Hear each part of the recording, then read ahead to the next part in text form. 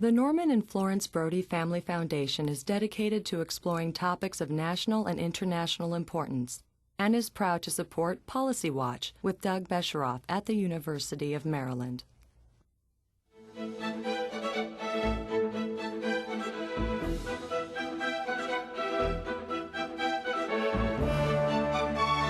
From the University of Maryland, this is Policy Watch with Doug Besheroff. The last 40 years have seen revolutionary changes in the role and place of women in our society. A higher percentage of married mothers are working than ever before, and more women than men are now graduating from college each year. In the 2008 presidential election cycle, Hillary Clinton became the first woman to have a serious chance of winning a major party nomination. How do Americans feel about these changes, and what do they signify for the future of American society, particularly in regard to the rearing of children and family relations? Here to discuss what the polls tell us about these changes is Karlyn Bowman, a senior fellow at the American Enterprise Institute. And now, Doug Besheroff. Karlyn Bowman, welcome back to the University of Maryland and Policy Watch. Thank you so much, Doug. Well, we talked before about polls and elections, and we'll maybe get into elections again in a minute, but let's talk about the place of women in American society and what the polls say about that. And you've written on this subject, and I know thought about it a great deal. In reading your papers, I come to the conclusion that change came, big change came, and that it came rapidly. It came very rapidly, I think, and it took hold, and then most American men and women moved on. Some feminists did not. They're still fighting a lot of wars, but for the most part, when the society agreed on ends, the fact that women should have more opportunities, they disengaged from a lot of the discussion about the means. Now, that agreement on ends took a very long time, one would say a good part of the 20th century. But when we agreed that opportunities should be equal, and when opportunities began to be equal, people moved on. And when we say opportunities should be equal, we should explore that a little bit. What do we mean by opportunities? Opportunities in education, that's certainly a very important area. Opportunities in jobs, also very important overall. Opportunities to move ahead, to make choices of your own. And you followed how women and the mothers of today's women have looked at this. That's right. Tell us a little about how the mothers view their situation and how the grandmothers view their grandchildren. Well, there's certainly some significant generational differences. The granddaughters of feminism have very different views from those who were involved in the struggle. They don't see a lot of the challenges or barriers that their grandmothers and their mothers did overall, and so they don't think much of feminism as an issue overall. I'm sure they were very happy to see a woman candidate like Hillary Clinton. They were very happy to see Condoleezza Rice, Madeleine Albright as Secretary of State. They've watched women make great strides overall, but they have some significant generational differences in terms of their outlooks about feminism. Interestingly, in the polls, no more than a third of women have ever called themselves feminists. Well, I was wondering that you even used the phrase. Yeah, I know. It seems like a very old-fashioned phrase these days, doesn't it? And it applies to a narrower group of women than it certainly did, I think, a generation ago. What is a feminist? When you read the polls and when people, I saw in some of your reports that 20 years ago, 20 or 30% of the American people thought calling someone a feminist was an insult. True. Now, that number's way down now. Yeah, sure. So maybe it's the case that feminism and the women's movement were not exactly coterminous. Yeah. Well, certainly women and men always applauded the women's movement, and that's very different from the questions that asked about feminism. But feminism had a particular caste, a particular ideological association, and that was negative for many women. Many women thought that the feminists, correctly or incorrectly, didn't like their choices and thought they should be in the workforce, not staying home and raising children, or a lot of different arguments that took place that seem like very old arguments right now. Yeah. My favorite, even though this is a family TV program, the irony about bra burning and the new modern bras. I mean, it just, I think that's true. It's almost as if the women's movement was one thing, and I don't want to make a big deal about feminism, but just understand the polls, because you also report about how few of the feminist leaders were even known to the American public. Yeah, exactly. Those of us in Washington, I think, who pay very, very close attention to all of these things are not necessarily followed by the rest of the country. You're right. Both Phyllis Schlafly, Gloria Steinem, and some others didn't really have a very high name identification. Even among self-identified feminists weren't able to identify Gloria Steinem in a 1989 poll by Time and Yankelovich. Quite striking overall. And of course today Gloria Steinem is definitely a figure of the past. She's the same age as John McCain. It's striking. It's striking. These changes that they either help with or were part of were striking in terms of women's expectations. But there seems to be an ambivalence in women about how this has worked out.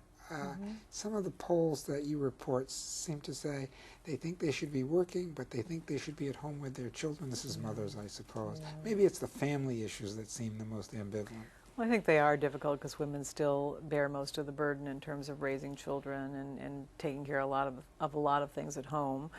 Chores and those kinds of things aren't necessarily a problem in most households, but women admit that they do more of a lot of the traditional chores than do men, and certainly are involved in child rearing in particular in very, very significant ways. Now, I know you don't like to do psychology or sociology.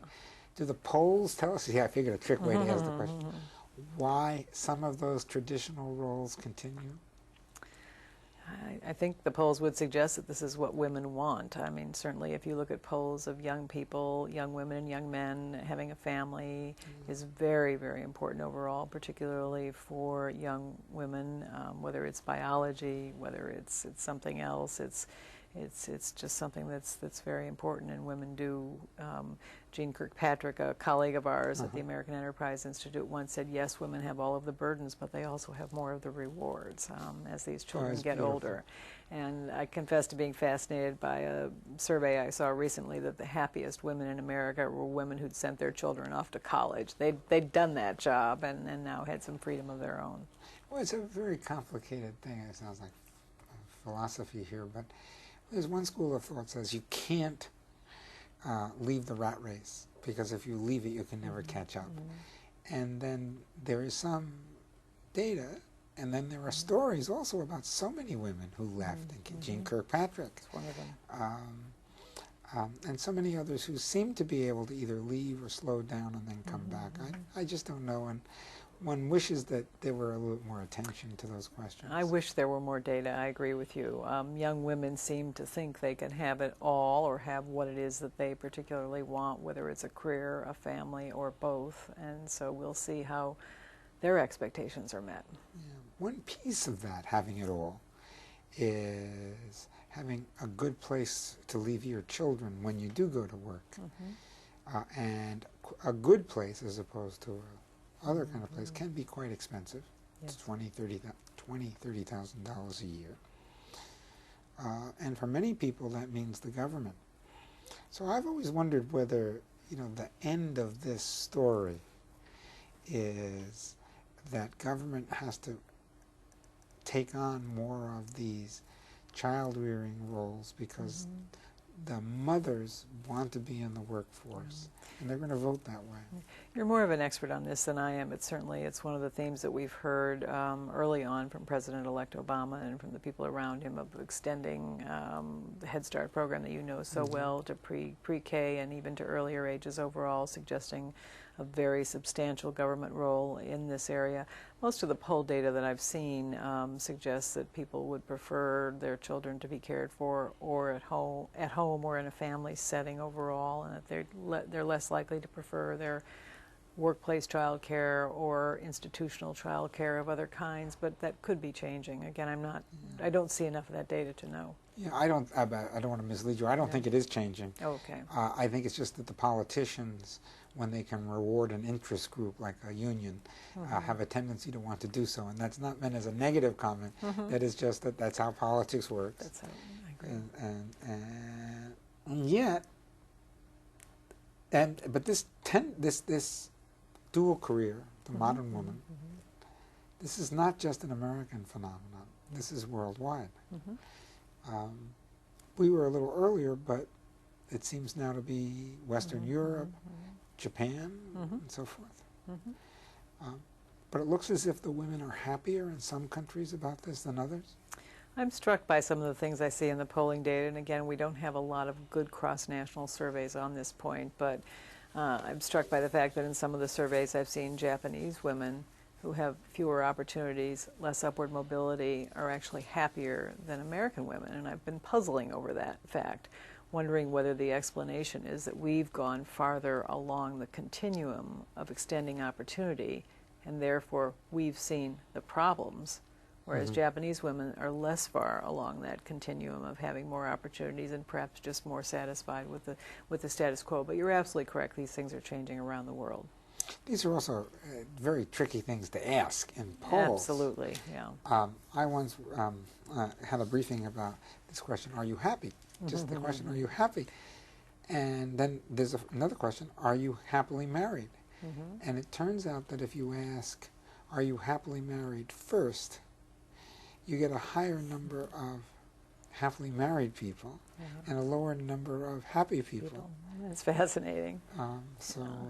But it is the case that there are these happiness variables, and this, of course, will take on added import as we no longer like to study income, since incomes and wealth are going to be down. We're going to have to study happiness to make sure that. Oh well. Well, the 600-pound gorilla in this discussion, right, is politics, and the emerging role of women in politics. I was going to start with Hillary Clinton, but boy, you know, you could start with all the senators who are women, all the governors who are women now. I'm sure it's not just the feminists who think there should be more women in these leadership roles, but they certainly are a large number. First of all, Americans seem quite willing to vote for women, which is a bit of a change from when I was growing up. That's a very big change from when we were growing up. One of the famous questions in the survey literature is one asked by the Gallup organization in the 1930s. And the first time they asked the question, they asked whether or not you would vote for a woman for president if she were qualified in every other way. Not many people said that they would, but needless to say, they changed the wording of that question. And today, huge numbers say that they're willing to vote for a qualified woman for president. But that was a steady upward trajectory in terms of that trend line overall, and very, very significant societal change. Not enough for Hillary Clinton. No, not enough for Hillary Clinton. Now, putting aside whatever strengths or weaknesses of her candidacy, how much of how well she did or didn't do had to do with first, people's attitudes about women, and then I'll ask you about women's attitudes about women. I'm not sure you could put aside her positions and the very long track record. We'd seen Hillary Clinton for a very, very long time in politics. But that said, there's some evidence in the polls that there's more resistance to a woman than to an African American. Isn't that something? It is fascinating.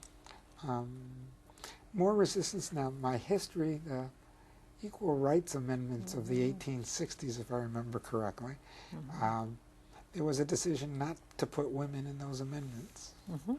And, of course, women got the vote a full 50 years after African American men. Surely a strong story. A very big story. The polls suggest that women have some strengths and weaknesses, some stereotypes that apply in public opinion. They're seen as more likely to make compromises. They're trusted more. They're thought to be more honest. But the leadership qualities, the decisiveness, the toughness, and then again, this is something Hillary Clinton stressed throughout the campaign. Is this why she was downing scotch all the time? Could be, or why she talked about the 3 a.m. phone call. A woman in the role of commander-in-chief needs to be perceived as someone who's tough. And then there were all these Hillary voters, the women who were not quite feminist or whatever. My impression was they were somewhat older women and not the younger women. I think there was a generational allegiance for women who'd had some of the same struggles that Hillary Clinton had, and so there was an affinity among women of a certain age. Yeah. Was that because they were more attracted, or because the young people were just going for the change candidate? It's just less of an issue for young people. The struggles that Hillary Clinton had didn't seem very relevant to their own lives, and they were very interested in change, and Obama seemed cool, something you suggested earlier. Yeah. So, you know. She, however, now will be Secretary of State. Now, we haven't had a white male Secretary of State for a very long time. That's right. And yet, for some reason, we don't seem to equate women with that kind of strong foreign policy. Any thoughts about why? People certainly don't have a problem with her appointment. As a matter of fact, nearly all of the polls have shown that people are very happy with the appointment of Hillary Clinton as Secretary of State. I guess they think of the president as the ultimate commander-in-chief, and she'll be reporting to him directly, so perhaps they don't worry about that decisiveness and toughness in that position in the same way they'd worry about it in a president. It's just a thought. Yeah. And since we're talking a little bit about Barack Obama as an African American now, as an African American male, in the polls, has he transcended that? It's a hard question to answer. I'm not sure how we would get at that. What are your thoughts about how we'd get at it? I suppose when we ask a question about him, the response would be more about whether he's a liberal or a conservative, whether he's a hawk or not, with very little, well, does his blackness lead to how he'll vote? Now, that could just be the way the media covers it. It's possible. The pollsters have asked some questions about, do you think he'll be fair to black people, those kinds of questions overall, but they're not as many of those. Most of them are about what his policies will be, what his ideological attitudes are, what public's expectations are for him. So I think I've actually seen fewer of those questions than I might have expected. Now, I think we picture politicians winning because their group, is energized and angry and so forth. A subtext of the data that you report, as you said at the beginning, is that the women's movement was then, and now we've gone on to doing other things. Now we have, I don't want to say raising kids and jobs and so forth, but it's almost as if we're a post-women's movement world, it does seem as if a woman as a politician seeking the presidency again might have a very difficult time building up a head of steam. Maybe Hillary was the last chance for quite a long time.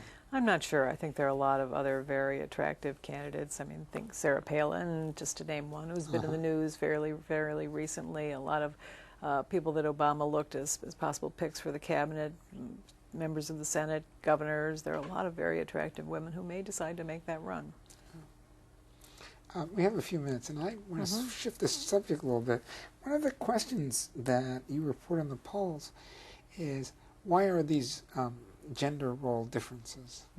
And I was surprised that a large percentage of people said that was the way God wanted it to be. I know. Is that a consistent finding across the polls, and what's it mean? I threw that question in my study, but I haven't seen it asked many times. We are a deeply religious country, and religious views and certainly define us in some important ways. One of the things we did see in this election was a slight uptick in the number of secular people, secular voters, but we're still a pretty deeply religious country, and so it perhaps shouldn't surprise us that religion influences politics in many different ways. It was quite striking, and you've written in other areas about how much more religious the American people are than, for example, Europeans. Yes. And that must come across in various ways in attitudes towards, I don't know, government. How do you see it happen? How do you see it? Interestingly, I think religion, the fact that America was a more religious country than European countries, played a very big role in our position on the Iraq War and the United States' position on the Iraq War. Really? I think I think it played a role in, and it plays a role in a number of other areas. We're different from the Europeans. We're less likely to approve of an activist government. We're more religious. Americans don't see war as the answer either, but they're more willing to put troops in harm's way than are Europeans overall. So there's some significant cleavages between Western Europe and the United States, and certainly you see that in terms of religious belief. About 4 in 10 Americans in a poll this week said that they go to church every week or every other week. You wouldn't find anywhere near that number giving that response in Europe. And as a matter of fact, sociologists in Europe describe the religious phenomenon as belief without belonging. They want the church to be there, but they don't necessarily go to church at all. They may baptize their children, they may do other things, but they don't have an active religious life in the way that many Americans do. And they find marriage somewhat quaint. I guess that's true. You know the data on that better than I do. Yeah. Is there any sense that America moves in that direction over time, or will we always be different from the Europeans, or the Europeans different from us? I think there will be some differences, continue to be some differences. I don't see American religious belief going away in significant ways for a very, very long time. So in that sense, we'll be different. We do see less of a role for government that has to do with our history, with our founding. That's going to change. Government's doing a lot these days, isn't it? But it's still doing less than the Europeans would want government to do. And so I suspect that they're going to continue to be those differences for quite a while. What's next in the study of American families and family roles? What are people looking at changes taking place, or have they basically moved on the way you say the families have moved on? I haven't actually seen much popular public opinion data on family structure. Pew did a study earlier in the year on gender roles. It was interesting. We hadn't seen anyone do that for quite a long time. I think several pollsters are looking at the idea of how our attitudes toward leisure and work have changed, if they've changed. So that might relate to the way families are organized and how they operate, but there's a great deal of acceptance of different family structures. Almost everything except when it comes to raising children alone, single mothers, that seems to still be... People worry about the effect of that on young children. There's no question about that. People do worry, because they think of the effect on the children. Is that more by different ethnic groups? Hispanics tend to be more socially conservative. And one of the Pew studies that looked at Spanish-dominant households and compared them to households where English and Spanish was spoken in English-only households, they asked a series of social questions, and in fact the Spanish-dominant households were much more conservative on these social attitudes, whether a young woman should be able to live on her own before she marries, than certainly were the English-dominant households overall. So a lot of it does relate to culture. There's another one of these demographic changes that could shape things. Yes, indeed. Yes, yes. It does, however, seem as if we're not going to have a repeat of the culture wars anytime soon. The demographic data suggest that the culture wars may diminish over time. You have the growth of a more secular group. You have young people with more tolerant and accepting attitudes in many areas overall. You don't have the battles between the sexes that you once did overall. And so I do think on many issues the cultural wars are likely to lessen. I heard a little kind of factoid.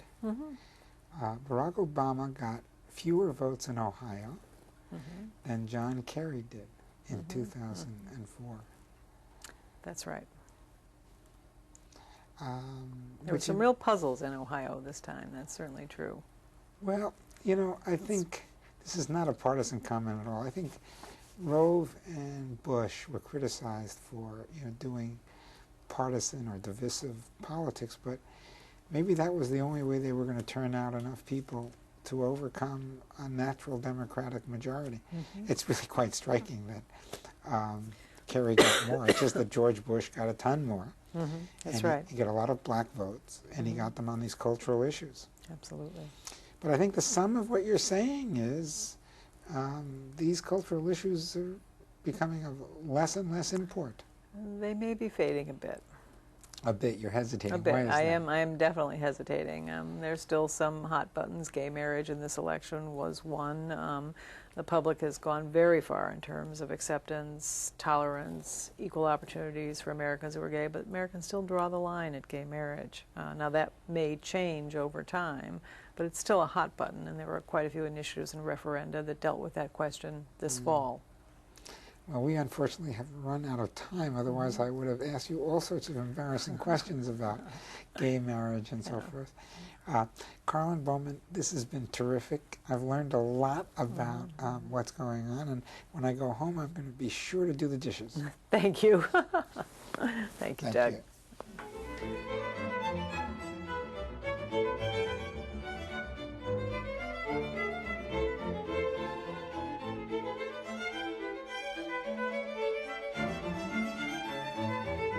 This program was produced by the University of Maryland, which is solely responsible for its content.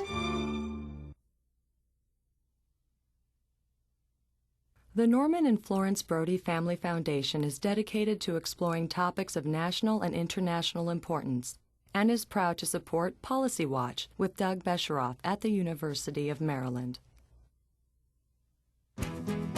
We are PBS.